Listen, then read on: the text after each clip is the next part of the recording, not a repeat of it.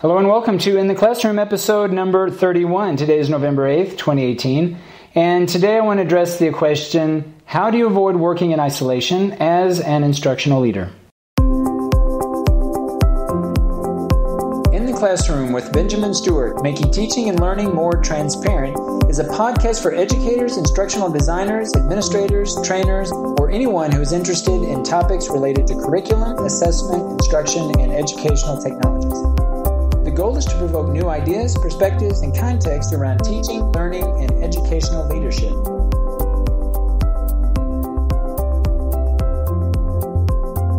Before we get into my workflow, I want to address this issue or problem of working in isolation. I think as teachers we can find many cases where we tend to get in a routine where we prepare for class, we give the class, we grade papers, then we cycle again and prepare for the next class and so on. And depending on our situation, depending on the institution where we work, we may or may not have a lot of opportunities to interact with colleagues. Hopefully that is a possibility where you are, where you work. But regardless, I want to think really in terms of this personal learning network and how one can really get the most out of one's professional learning by really understanding and taking advantage of a personal learning network with the sole purpose of really avoiding this cases of isolation. I know I've been on a lot of calls or online conferences or chats where I've talked with other educators, and it seems almost natural in our case, getting online and sharing ideas, but invariably many teachers will be talking about cases where this is not really the norm for where they work.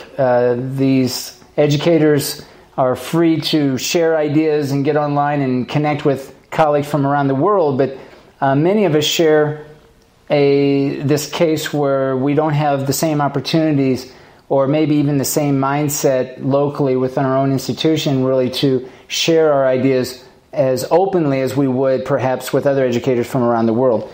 So thinking in terms of this problem of looking at how we can make our own teaching and learning more transparent, which I think at the end of the day really relates to teacher burnout. I mean, I think that many cases where we tend to get discouraged in our profession, I think it results, at least in part, by really not having these connections that we, I think, value and when we interact with others. So before I get into my own workflow, and today I want to share what my workflow is in hopes of really encouraging and learning more from others as to how they design their workflow for their own professional learning. Not that the way that I share my workflow or the way that I integrate my workflow into my routine is the best way, but it's more as really encouragement, like I said, to hopefully encourage others to share their workflow. But before I get into that, I'd like to talk first about the idea of a personal learning network. And for me, when I think of a personal learning network, I think of it in terms of connections in three different, kind of a collective, three different ways, three different areas. The first being social or human connections that we make. The second being material or technological. And the third having to do with ideas. So the idea is to really understand how we interact with others, what kind of tools or technologies we use, and what kind of ideas do we share. And looking at these three in aggregate to understand what works, how do we share ideas, share our teaching practice, and how do we actually receive information from others.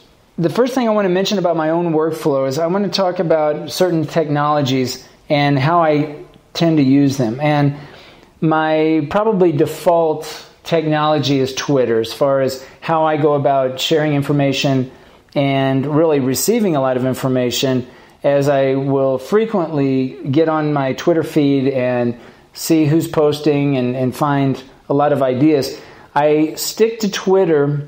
I follow individuals that I feel that I can learn from, that really I've got this idea of professional learning in mind when I connect with Twitter. So I tend to not connect with friends or family in Twitter. I leave that up to Facebook, and really tend to look for professionals and, again, educators, or just those who have a lot to share with regard to different topics that I'm interested in. Those will be the ones that I tend to gravitate towards. You're listening to In the Classroom with Benjamin Stewart, where each episode poses a through-line question or problem intended to generate dialogue around current issues that affect educational stakeholders who are concerned with improving learning outcomes. If you have anything to say about today's topic, send your comments and questions to www.benjaminlstewart.org. So with Twitter, I have gotten into a routine. I use Feedly as a way to bring in or basically organize information that I'm interested in regarding education. And then I'll send it out through Buffer, so that Buffer then pushes it out to Twitter. It will post Twitter feeds or Twitter posts on the hour, every hour on the hour. So I will, for the most part, will have every hour I will send out a tweet based on some article that I came across, some website, a book, whatever the case may be. And I've found that building that into my own routine, which doesn't really take that much time, probably at the most 10 minutes out of my day, at the most, probably between 5 to 10 minutes a day, I will spend finding information on Feedly and pushing it out to Buffer, which will then post to Twitter. But I found that in doing that, I will come across certain things that I want to really talk about, whether I want to write a blog post, or maybe I decide to create a podcast, an audio, or maybe even a video, depending if there's a visual element that I think is required also. I find that by getting into this routine of going through these posts in Feedly, I will come across certain posts that I really want to think more about and discuss. So when I do come across those, I tend to use either Pocket, or I'll use Feedly, and I'll create a bookmark and save that so that I can go back later and again think about it and prepare some sort of post or podcast. So Feedly, Buffer, Pocket, Twitter, those are my primary go-to technologies that I use to afford some sort of dialogue or communication with others, again, primarily through Twitter. And I will also often have back and forth exchanges with colleagues via Twitter on certain topics that will also generate either a blog post or a podcast. And I find that just getting into this routine of communicating and reading articles every day, a little bit every day, I'm more likely to come across new topics that I want to share with others. So once I find a topic that I really want to think more about and write about or discuss, I will then, depending on if I want to post to my website, or if I want to create an audio. Let's say if I want to create an audio podcast, I'll use Fairwrite.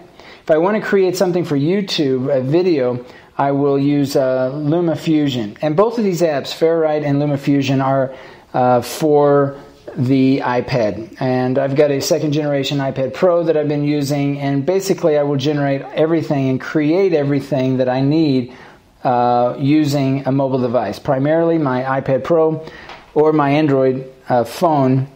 And since I use Google Docs for show notes and use it for organizing my ideas, I invariably will be able to think about and prepare certain broadcasts wherever I am. So even if I'm not in my office, if I'm on the road, if I'm at a basketball game or waiting for one of my boys to play basketball, I will be able to, in any moment, if I'm thinking about something, I can get it down into Google Docs or continue to prepare for something that I want to publish later on. So I think this idea of using mobile devices in the preparation and the communication of maintaining and understanding and really cultivating my personal learning network, I think, is what makes it work. If I was limited to just doing all of this on the desktop computer, I don't think certainly wouldn't be the same, and probably wouldn't even be doable, just because just the way that I use mobile technologies. So workflow, I tend to use Fairwrite, LumaFusion, Google Docs, and my iPad Pro and Android smartphone.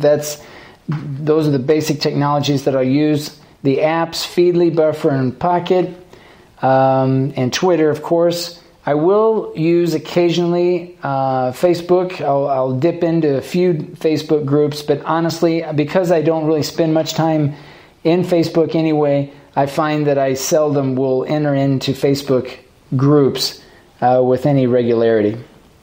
So the question I want to pose to you is, as an educational leader, as a teacher, trainer, how do you avoid isolation? How do you reach out to or within your personal learning network in a way that offers you a continual amount of professional learning experiences or opportunities? And, I'm all for going to conferences, and I think there's a lot of value in networking face-to-face, in person, via these conferences. But I think we also can complement those experiences by just trying to build into our own routine a way that we can make our teaching and learning more transparent. And this is what I'm curious about, how others do this, how others build into their own routine this idea of sharing with their colleagues. Thanks for listening to In the Classroom with Benjamin Stewart. If you want to be part of the broadcast or just would like to leave feedback about the show, leave me a message at www.benjaminlstewart.org. In the Classroom, encouraging educators to think and do out loud.